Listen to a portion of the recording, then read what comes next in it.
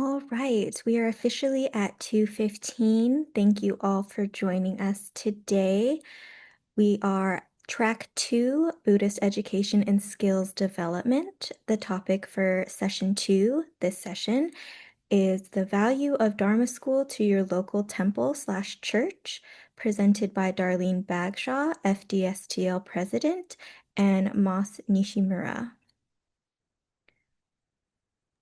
Thank you, Marissa. Are you ready, Mas? Yes, I am. Thank you. And Reverend Corey, are you ready? I'm not sure if he's able to hear us. I know they're so busy. Reverend Iwahara, are you able to hear me?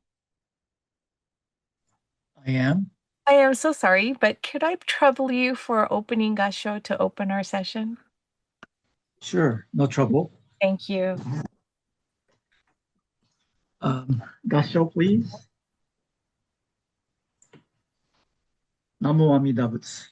Namo Amida Butsu. Namo Amida Butsu. Namo Amida Butsu. Namo Amida Butsu. Namo Amida Butsu. Namo Amida Butsu. Namo Amida Butsu. Thank you, Sensei.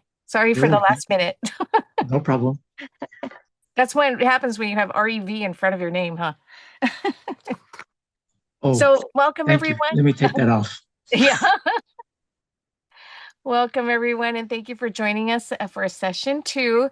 This is being presented by FDSTL, and this is, we're going to, as the screen says, try to show you the value of Dharma School to your temple. So the next 2 slides are our agenda for today, what we hope you'll take home and extract from all the information. I know you can read, so I'm not going to read them to you, but this is what we hope to go through today as we proceed in our program. And I'd like to introduce to you our leaders this session.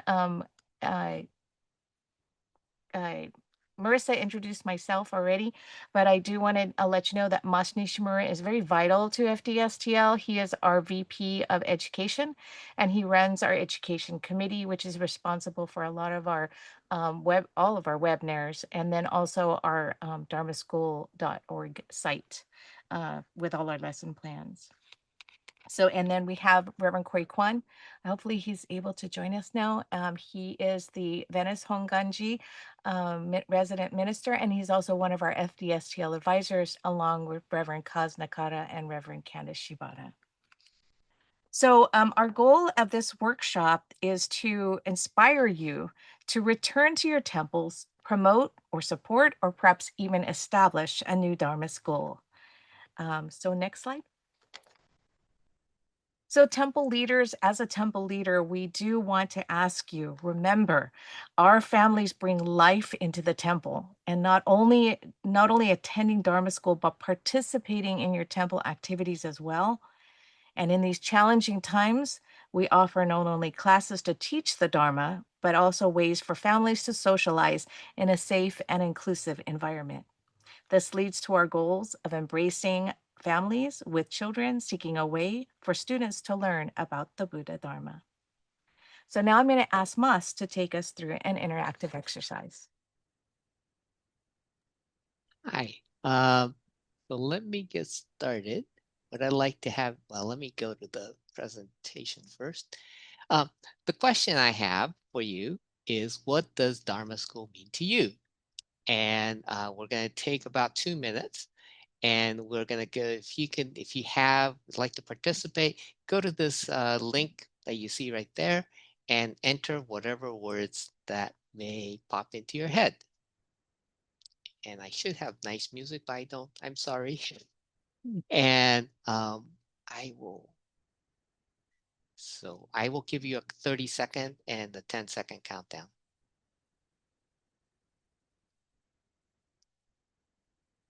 And nobody's responded yet.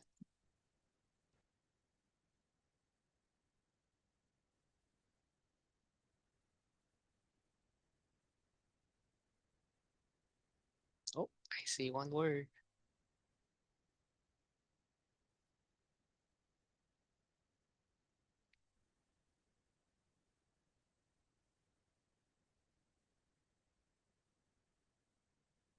And you can enter more than one word, anything that comes to your mind.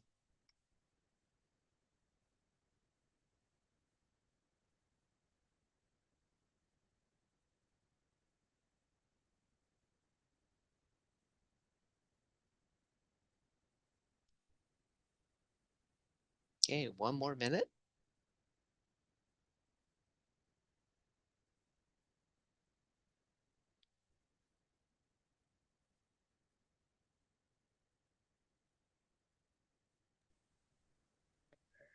Mas, there has been a request to put the link in the chat. Do you have that by chance? I can put that in the chat. That's not a problem. Thank you so much. Okay.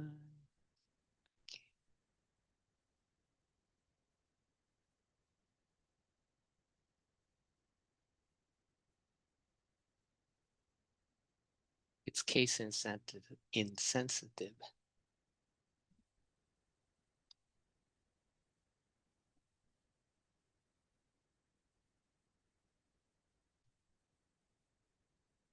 And I'll give everybody like 30 more seconds because of that. Sorry about that.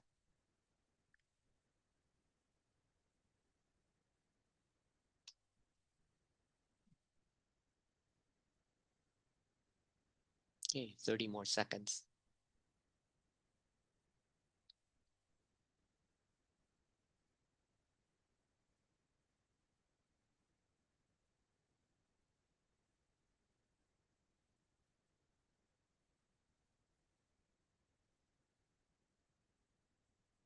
Ten, 9, 8, 7. Oh, there are people waiting. Okay, waiting. I got him. You're good. Thank you. Okay, I'll keep it up for while I start talking. But I'm so happy that everyone says fun as the largest, the biggest word in this. And I see inclusive, sharing, and community and connection. And those are all great words to see here. And this is just an activity. You can do different variations of this for anything that you have to get a class and the students interested in your topic. And so let's continue. Thank you for your participation in this. Okay, I was using this system called Po Everywhere. Now, I have an objective for you. Your objective is pretty much what Darlene mentioned, but I'm trying to get you, the class, working. So your objective is to realize or find one thing that you can do in your Dharma school that can enhance what happens at your temple. So here we go, I think. So I think this is where I give it back to Darlene. Thank you, Mas. So, where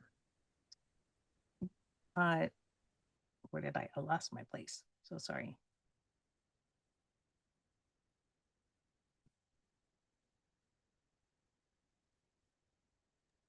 Darlene, I can finish. I think this is you. Can you Yeah, go through yeah. this? Okay, This I is you. can go through this. Sorry. Sorry. We'll just view both of us. Sorry. Okay, Yeah. so this is basically the 6 big bullets that we recognized as being the benefits of Dharma schools to temples or any organization, the Hokai even. And I'm just going to read them because I know you can read them, and I will go through each one of them in turn. First one we have is attract younger adults with families, re-energize the Sangha, strengthen the Sangha, spread Shin Buddhism into the wider community, fosters new teachers and temple leaders, and finally, that teaches Shin Buddhism to students. And I'm going to start, whoa, I skipped one, sorry. Let's start with attracting young adults with families. And this is an example of San Jose. This is these pictures are not from San Jose, but the statistics are. Um, the average of new members via the classes or the internet that San Jose has seen last year is singles. We do have one couple However, the approximate average age is 40 years old. Actually, it might be a little bit older than that, but that's the guesstimate. Now, we have had 4 families this year, lots of 4s in this, and the average is a family of 4, of course. And adults are around 30 years old, a little bit older than 30. And the kids are mostly, not mostly, average of elementary school age, as one would expect. Okay. So I'm talking about re-energizing the Sangha, and recently, recently mean about 2 years ago, the FDSTL created this document called the Dharma School Quick Start Guide. And we've been kind of testing it in the beta stage to people and temples. We've given that out to like New York, Dallas, Albany, and one of the places closer to me was San Luis Obispo. And Gary Hogo, who I'm quoting here, is actually on this call.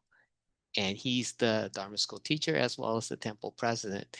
And I'm paraphrasing for him, so don't quote me exactly. But he said, it's too early to tell exactly what's happened in the temple. But one thing he sees is that his minister took the students under her wing and got them to participate in the service. And the Sangha seems more energetic having younger folks around. So it's definitely kind of, instead of seeing exactly the same people and the same set of folks and doing the same things, now you are forced to do newer things. And you start getting, well, here are all the things I can do. Put you in a different mindset. Okay. Okay, now this is Darlene. Yes. So we realize our social nature and how as parents we want to provide the broadest opportunity for the growth of our kids. As a result, Dharma schools are adapting to our family lives. So our lead instructor of Taiko, Chris Kubo, is here today, and she had an innovative way of involving Dharma school students in Stockton to become truly feel like they're part of the Sangha. And she's very busy, so we really appreciate her time today. So Chris, go ahead and take it away. Hi. So many years ago, in 1990, when Reverend Dave Matsumoto started Stockton Bukkyo Taiko, his intention was to have an activity where we could practice the Dharma in a fun way. And kumidaiko, which is ensemble drumming, the kind of taiko that we play in the United States, needs a lot of interdependence to play well together, because you've got to play well together, so you've got to work together. And so as we continue with taiko at the Buddhist Church of Stockton, it's been just an adult group for a while, but we wanted to make sure that taiko was available to all the Sangha members at the temple, as well as people in the community. So we started a group called Dharma Friends Taiko on Sundays. So we meet once a month. And we have a handful of Dharma School students. Actually, it's most of the Dharma School kids, but they range from 3 years old, I think that's how old some of the younger kids are, to about 14. The ones, at least the ones who come. And usually, sometimes we have 2 students who come, and sometimes we have 11 students who come, depending on. But we also have, because of the kind of publicity we had, we also have people who aren't regularly at the temple come, and that's been really cool to have people from outside the regular temple sangha come and join us, because that's again bringing in the younger families and getting them more interested, making new friends, all those lovely kind of things. And so with the help of another student, one of my older students, who is in the recreation group on Mondays, she comes and helps us teach the younger kids. And so there's 5-year-olds with lots of energy and 5-year-olds who are painfully shy. And they're at the very first session, even though she wanted to be there, she would just like cry because she didn't want to really participate. She didn't want to be in front of other people. But as time went on, even within that particular day, she got a little bit more comfortable, and so now she doesn't cry anymore. but we have a lot of fun. And so one of the things that we did was to do fun little songs. So I don't know if you're familiar with the song Usagi, a Japanese children's song. So we a friend of ours in Hawaii made a dance to go along with Usagi and taiko movements to go with Usagi. So the kids learned that and they actually performed that at the New Year's potluck. And they really had a good time performing. And they also won a lot of raffle prizes. And so, they all work together. They enjoy each other's company and they grow to trust people around them. And they slowly work their way out of the shyness to participate and have a good time. So hopefully we're in the process of accomplishing all those things that Moss just stated, in his list. And we look forward to more fun times with Dharma Friends Taiko. And then you have a video clip of, this is Obon, right? This is Obon, so this is earlier with a different group of kids, yeah. Darlene, did the audio come through? No, it did not. Oh, You'll yeah. have to That's stop okay. That's sharing. taking a Oh, while, so. you can stop sharing, and then when you go to click share your Yeah. screen again, there'll be a little option on the right-hand corner that says share audio Got it. that you'll just check off. Mhm. So easy to forget to do that, I tell you. Yeah, share sound. Yeah, I forgot earlier, so thank you, Yeah. Kenny, for saving me.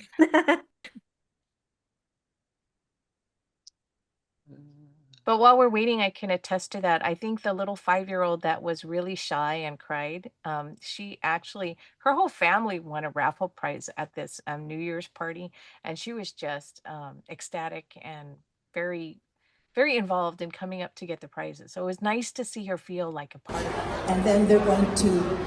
How's that? Yes, Okay, yes, here we that's go. working. That was working. Okay, Yeah. I gotta go back now. Okay, here we go. And then they're going to play taiko and dance. So Usagi by Dharma Friends Taiko.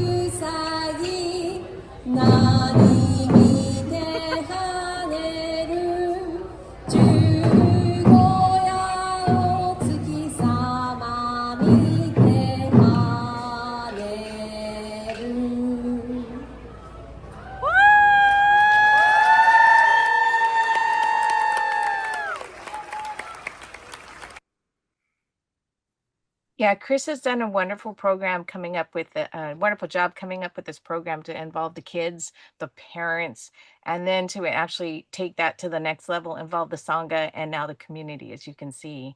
So, Chris, did you have anything else you wanted to share with us? No, thank you very much for watching and And for, it's fun. yeah. Thank you, Chris, for joining us. I appreciate the time. Thank Thank you. you. So then we, one of the things is strengthening the Sangha. That was one of the points that he talked about. And during the pandemic, it was really hard to find things for the kids to do. So I decided to take them on a temple tour and come up with a collage, a video every week of another temple. And I happened to go to Midwest Buddhist Temple's website, and I found out that their Dharma School had done a project collecting used blankets, towels, and such, and they actually donated it to the local no-kill animal shelter. So we did the same thing. We decided if it's good for Midwest, it's good for Stockton. So our Dharma School students took the idea and did it with blankets, towels, rugs, comforters, and then people wanted to donate food, but I wasn't sure what they were doing. So we accepted cash donations of $1,000. They also learned how to connect with the BCA, and they were able to submit a matching grant to the Social Welfare Committee and make that $1,000, $2,000. And for these humane societies, that's quite a bit of money to help things go.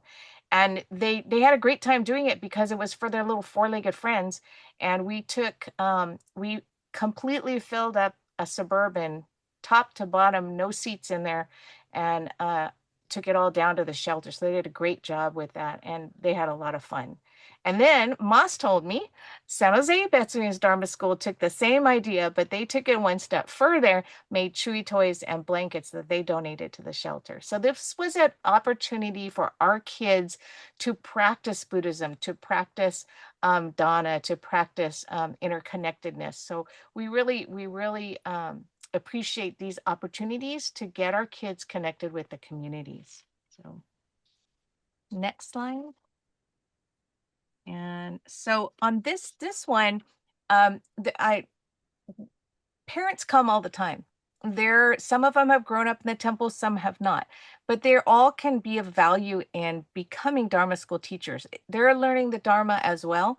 There is a curriculum out there that to follow, and there is a FDSTL website where we can come up with lesson plans. And this year in Stockton, 3 of our parents have actually joined our teaching team.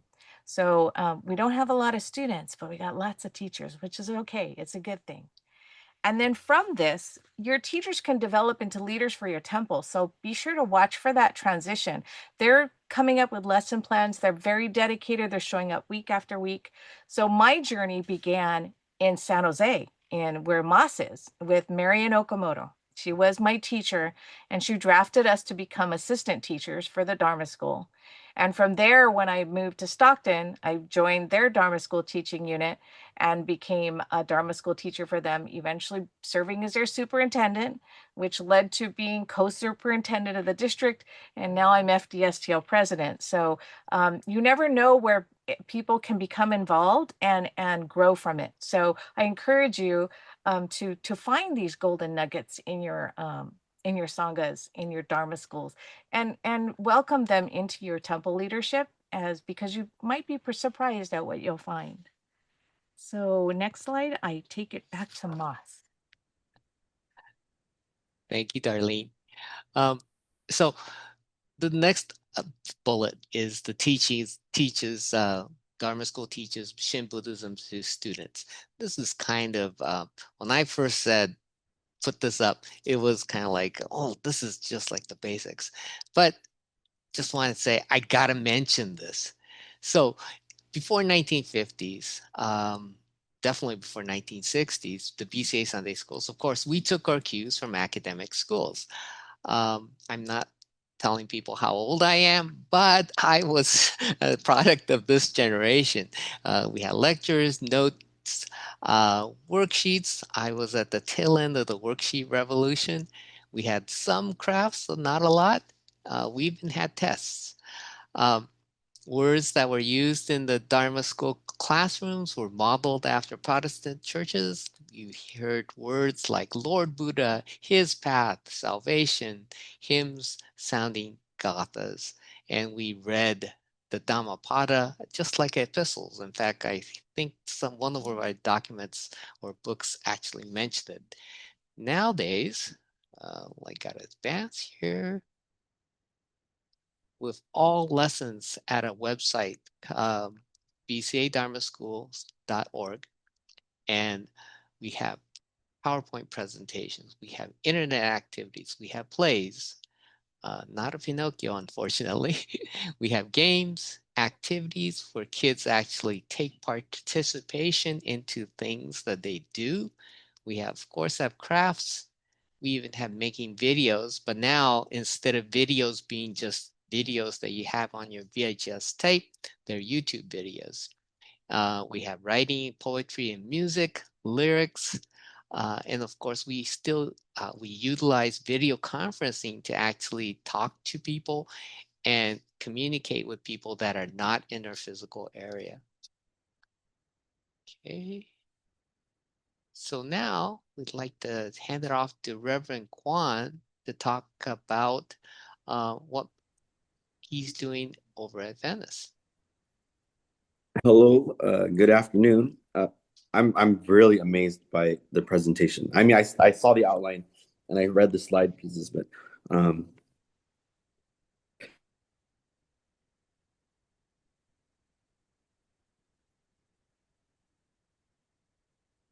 Oh, did we lose him? Did he freeze? Yeah, he froze.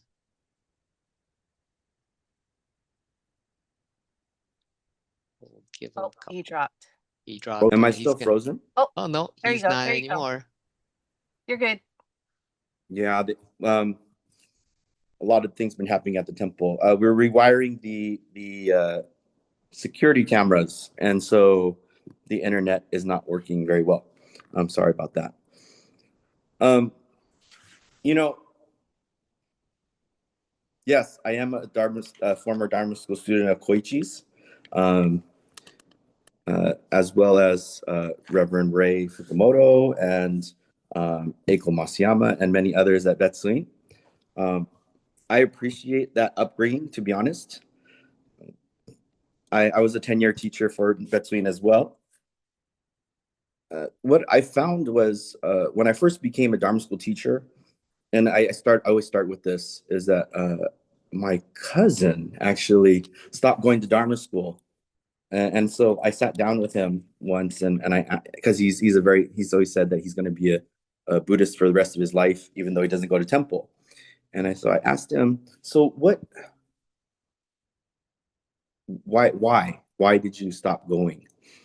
And he said, we did the regular, the lessons like Mas was saying. And he said, they never taught us how to use it.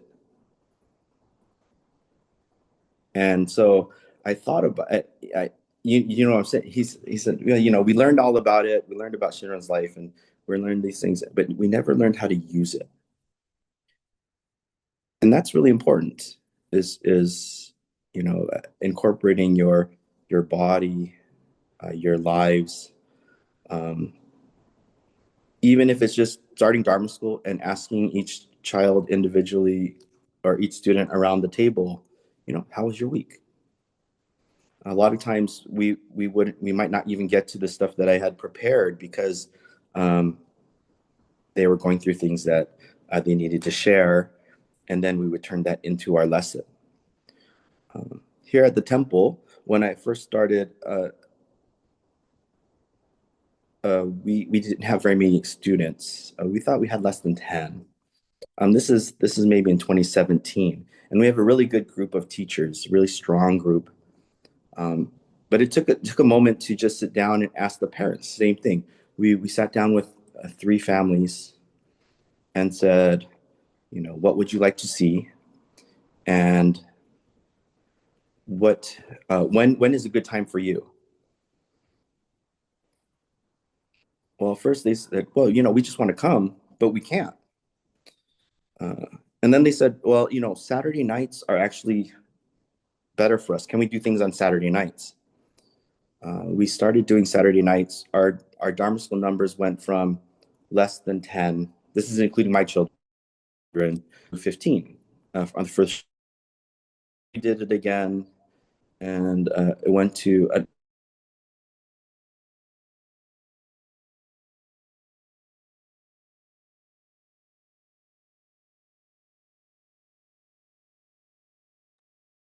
Did we lose him again?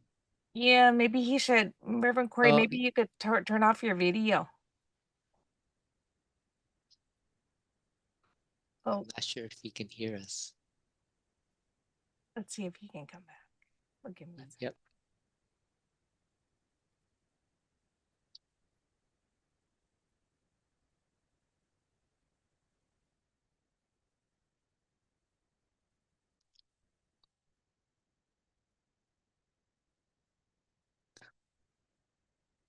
Nope. I think he's coming. Oh, he dropped, so he's coming back.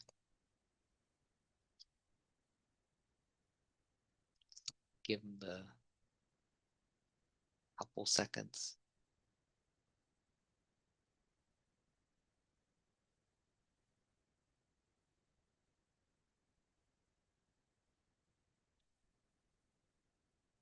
Well, while he's trying to get back on, I can talk about how I became a Dharma School teacher.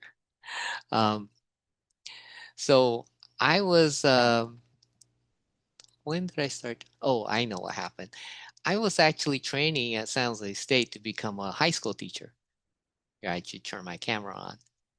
And my dad goes, okay, you're teaching this week. And so he pulled me. For those of you who don't know, my father was Reverend Iko Nishimura. He was at Watsonville. And this is, I think, 85, 86, somewhere around there. And he said, oh, you're teaching. And basically, he said that you're doing the next lesson. And so I think that year I taught one lesson. And the kids were really, first of all, I did stuff that was really out there. I think I did meditation, Zen meditation. And I also did, these kids were into breakdancing at the time. So I didn't breakdance, but I had kids do it and talk about how that is close to meditation. So that was my start. And then a couple years before my kids were born, I got drafted to play. I became a member. Oh, is Corey coming back? Yeah, here's Corey back. And that's how I got drafted. I became a organ player first. And then I got drafted into the Dharma School. Someone found out that my dad was a minister. Sorry, Corey. No, I'm enjoying your origin story. Thank you. We had Mrs. Hojo, that's why. If she had any idea you could play the piano, you were drafted as an organist. It was done. I guess I don't know if I should start over, but our temple has been adjusting to the schedules of our families. That's the first step, is just to get them in the door, no matter how hard it is.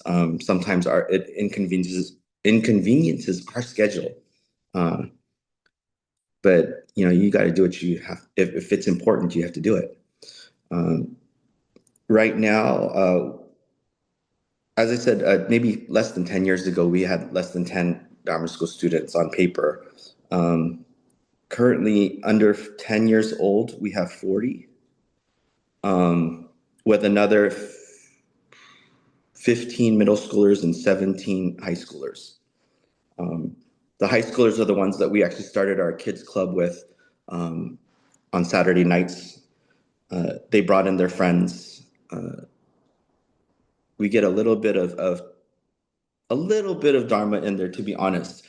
But the time they spend together is very valuable, because you're making lifelong friends, and that's what being at the temples and being Joro Shinshu is really about, is these lifelong relationships, so that we can like a cohort to grow together. Realizing that even if it's once a month and they're here from 5 to 9. If you went every Sunday, you might be in service for 4 hours, right? And then another half an hour or 45 minutes for Dharma school. But the interactions are there, but it's not consistent. So they have to keep growing together. When you're there for 5 hours straight, 4 or 5 hours straight, and you have half an hour or 45 minutes in the temple, and the rest is interaction of activities or Dharma school lessons from our Dharma school teachers. They're getting a lot more out of it. And especially when you have a Dharma school, a service. Some of you have seen our pictures on some of the events. Our temple photos are the ones where the kids are sitting on the floor in front of the Naijin. So for kids club or these Saturday nights or I have them sit with me. I move all the burners. I leave one burner, have the rest. We have a block step in front of our Nijin, and they use that as their table. And I give them, thanks to Reverend Iwahara that he left a box of wood sticks, so we use them as setaku, and they all do jusei with me. If it wasn't for COVID, I would probably have them be doing service by themselves and the chanting, because they really like to use the daikin and the setaku and lead things. We actually had to take a few steps back because they weren't physically coming back to temple. In the meantime, we've had another generation of like infant toddlers come through. So we started with the leadership of Diane Belly. She had one grandchild, and within 3 years she had 5. So and she was babysitting them all with her husband Joe. The first one would get golden chain and Buddha loves you at home at her home. But when the others came along, they couldn't do it all together. So they started coming to the temple, inviting other grandparents and children.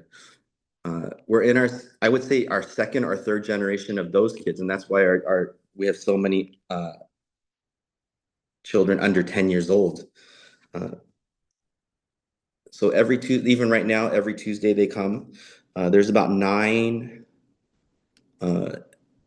toddlers, infant and toddlers under 2 to 3 years old. They come in and they play in the Dharma School classroom, and then they come into the Hondo. We do golden chain, and lately, well, we do Buddha loves you. Now that they're able to speak on their own, I ask them to participate, as in choosing the elements of the song, and they really enjoy that. Eventually, I'll probably have them start doing a little bit of chanting when they're ready. Again, they're the oldest one, I think, is 2. But they're, if you were here, you would see them dancing in the aisles, jumping up and down, howling, and just having a really good time. After that, they have a lunch together, a potluck, and then they go home by 12:30, 1 o'clock on Tuesday mornings. This actually creates a nice interaction between the older members too that come out. So during this, maybe there's 9 kids and 10 grandparents, and then there's like another 10 or 15 members that come and just participate to have a good time. On top of that, it's just creating a safe and warm place. I've been telling our members to start something new, to instead of just saying hi, how's it going, or welcome to the temple. I've been tell them welcome home, giving them more of a feeling of this is the second home, and that's everyone is welcome. If you don't believe it, it's okay. You will eventually, because it'll turn into something deeper. But especially for new people, it'll mean so much more to them because they'll feel that much more comfortable as time goes on. Yeah, that's basically what we've been doing. We do a lot more things, but it's just as it goes along. I think that's I'm yeah, I think that's it. It's just a lot of fun. I think doing the rituals when I was growing up was very important. I grew up doing Saishin Dojo and excuse me.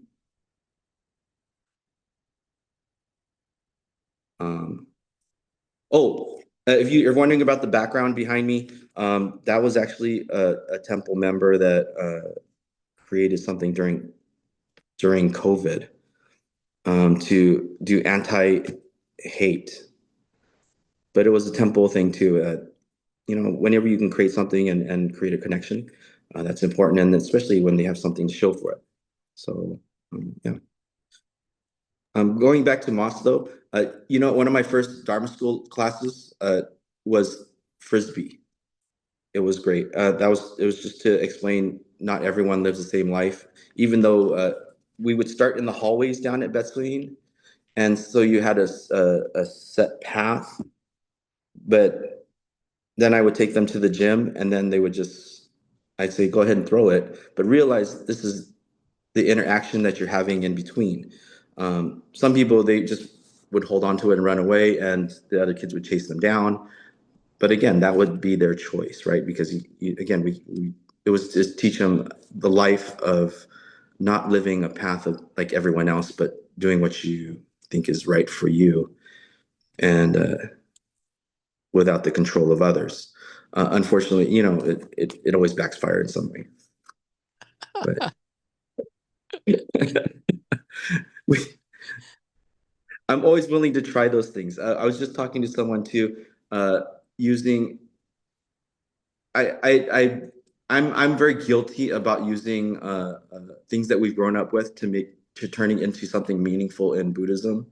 For example, I wasn't gonna share this Dharma School lesson just out of shame, but yesterday we dedicated. You see the Bodhi tree on my right over my shoulder right here. It was actually donated to LMU like 2 years ago, and uh, because we had no place for it anymore. So we dedicated yesterday, and as I'm talking about the dedication, I had been cutting clippings of Bodhi trees and passing them out to members.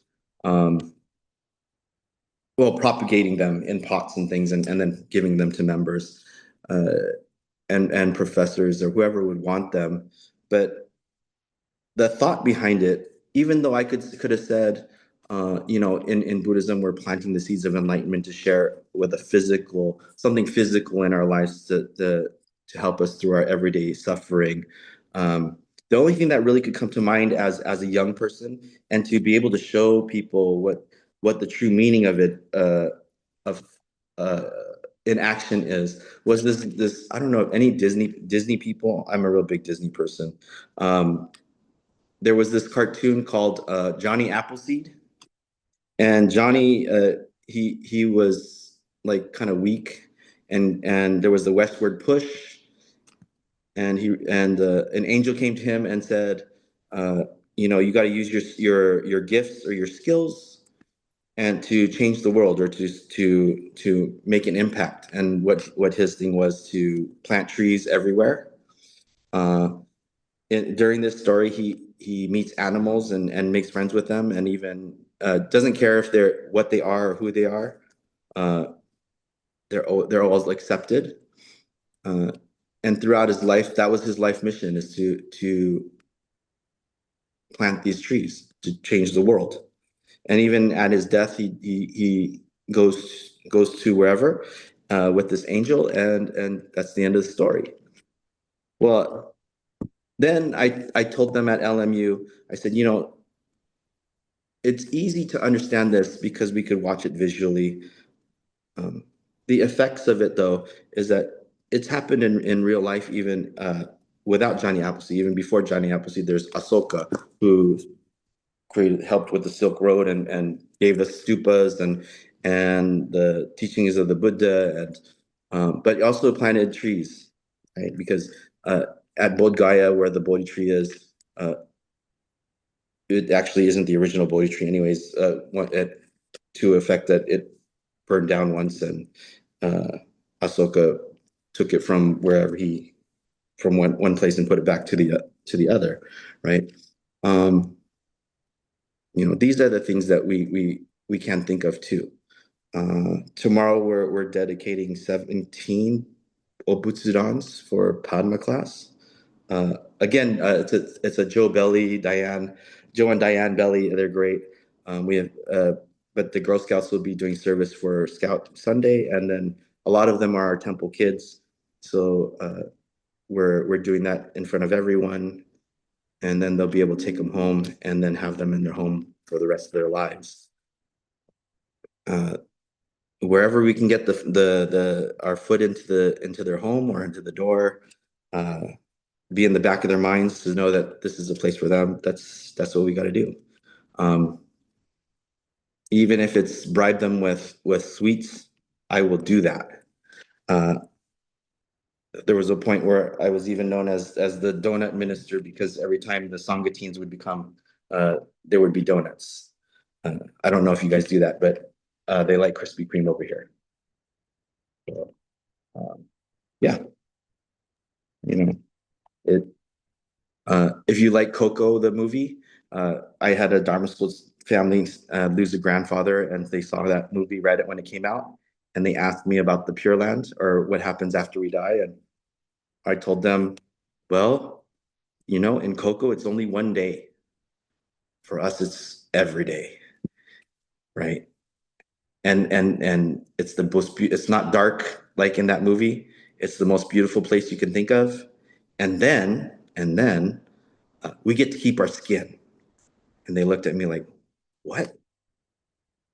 And I said, well, think about it. That's what our understanding of the Pure Land is. We don't know for sure, but that's what we teach. And then those people just keep interacting in our lives, and that's what's wonderful. So we have our gratitude and show our appreciation through Nembutsu. How else do we do it?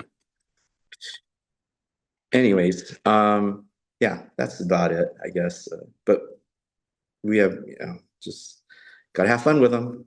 If you want them to run around and have a good time, you can come right now. They're screaming downstairs. Uh, yeah, and you're always welcome to a Tuesday after we do Shoshinge, and the kids come in and they play, and then we do our golden chain and Buddha loves you. I think they've been taking video of it recently, but the kids are getting kind of crazy for that too. So, yeah. We visit you with our Dharma School. Our kids may never want to go home, it sounds like. So Well, if I feed them of sweets, yeah, donuts and frisbees, I think they're there. yeah. But we want to say thank you, and we really appreciate your creativity.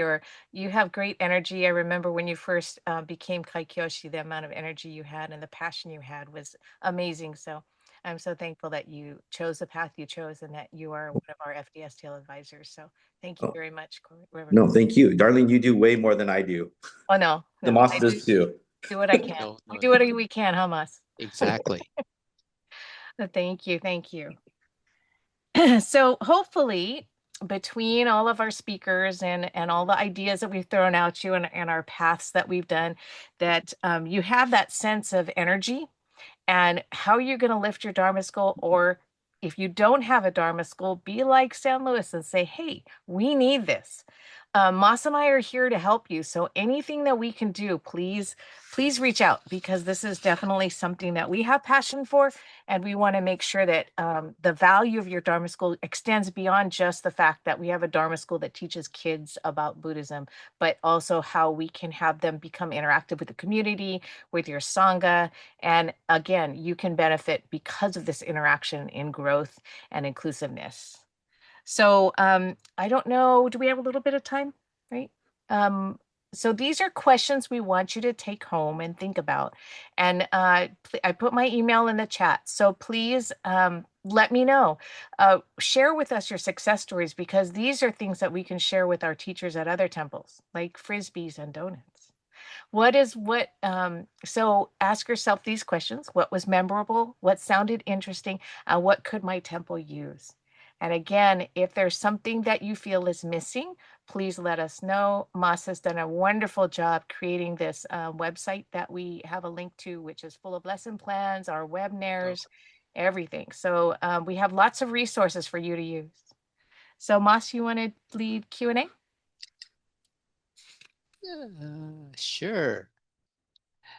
For Q&A, I believe Marissa would like everybody to put there are questions in the chat.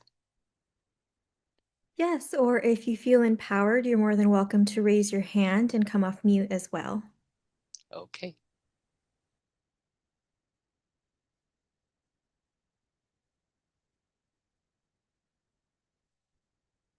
I see. Oh, so Reverend Kwan, thank you for the photos in the chat. Those are pretty cute.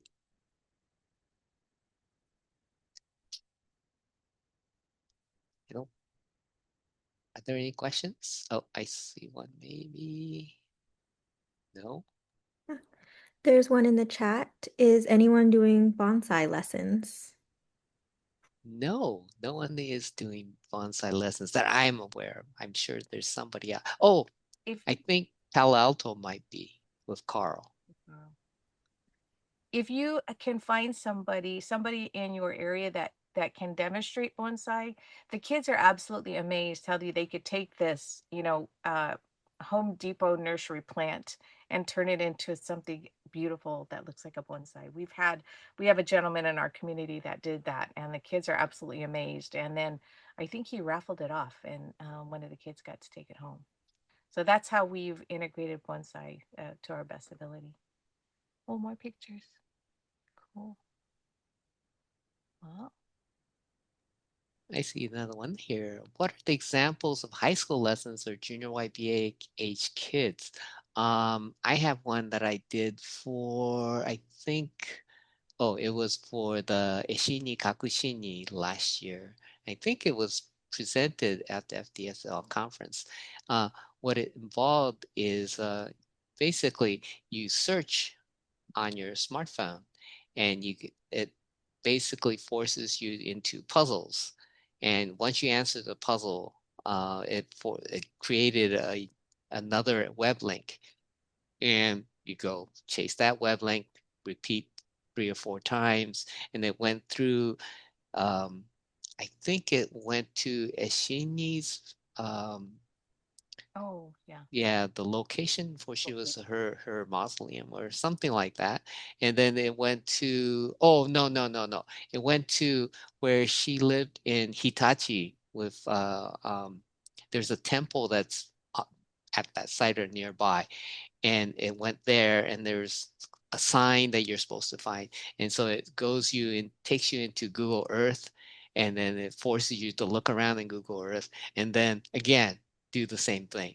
And I went to, let's see, oh, and then what's the Lady Cujo? It went, it goes to her hospital that she has in in Tokyo, and does the same kind of thing. It forces the student to actually browse around in Google Earth, because you can do that, and it asks for a particular sign that's there. Uh, and then you have to do the same kind of thing. And then you go back to your teacher with a final answer, so to speak. And kids liked it. It's kind of modern in a sense. Um, and it does require high bandwidth though. So that's one. Another one I have is the one I'm teaching right now. It's for the Meditation Sutra. And what they do is, first of all, you present the Meditation Sutra, and then they put on a shadow puppet play. And then you record the shadow puppet play and you present it in for the lower grades. I And have it, a real easy one. As we know, a lot of times when we award scholarships, the kids go away to college, right? They'll go anywhere in the US or abroad. And it's kind of like, thank you for the scholarship. Goodbye. But we don't want that. We want them to create those connections. And a lot of colleges are in cities where we have temples, or now we have the individual BCA memberships, which they can stay connected with Reverend Marv's sessions. But so what I did was I called it Adopt a Reverend. And back in the day, we wrote letters, but it can be done by email now, where they had to write a letter. They picked a reverend in a place they either wanted to visit or might be going to college. And we didn't let, once that reverend was picked, nobody else could pick that particular reverend. So then they had to find another reverend to pick. So we weren't inundating one reverend with 10 letters. And we had them ask 5 things of the reverend. One had to be something Buddhist. And then we had 5 things about them and that they were going to share with the reverend. One thing had to be Buddhist. And then ask them to send a photo of themselves or their congregation, and then send it back to our students. And then they shared that at Bodhi Day. And Reverend Dean Koyama sent us pictures of vacations in Hawaii. So that was a little bit of a jealousy factor for those of us that didn't get to travel to Hawaii. And one of them wrote to, I think it was then Bishop Watanabe in Hawaii. And I said, I don't know if the bishop's going to answer you. They're busy guys, right? But he did. He wrote this beautiful letter, and one of the questions was, what kind of car do you drive? I mean, it was a boy, and he was just interested in what kind of car he drove, and he drives a Lexus. But he didn't say I drive a Lexus. He said he put it in a Buddhist message of how grateful he was for the dana of his sangha to afford him the ability to drive a Lexus. So he even phrased it that way, and he sent them a calendar and some other things. We've had calligraphy from one of the back then it was the Eastern minister. I can't remember who it was. He sent a calligraphy, so I had it framed for him. But it was my way of having them reach out to some place to realize that Buddhism and the temple is not just the acres that are fenced in for our temple. That it's everywhere. It's beyond our gates. And so when they move away, that they can still remain connected. So that was my high school project, is to have them connect. So anyways, I think we're up on time, huh? Yeah, So we are. So yes, so any questions, please reach out to me. That's my email. We really appreciate you coming. I would love to hear not only questions, but success stories. And like we shared a couple of lesson plans, is there something you did that was really exciting for the kids? Even if it is throwing frisbees around the gym. We want to know so that we can share these ideas. And if Moss wants to turn it into a lesson plan for our website, he'll be sending you the form and the link so we can get those uploaded and give our teachers a more expansive array of ideas. So thank you again for attending, and hope you took something away from it, and we'll take this energy back to your Dharma schools to make them even stronger and a better part of your temple. So thank you. Thank you, Moss. Thank you, Reverend Corey. Thank you.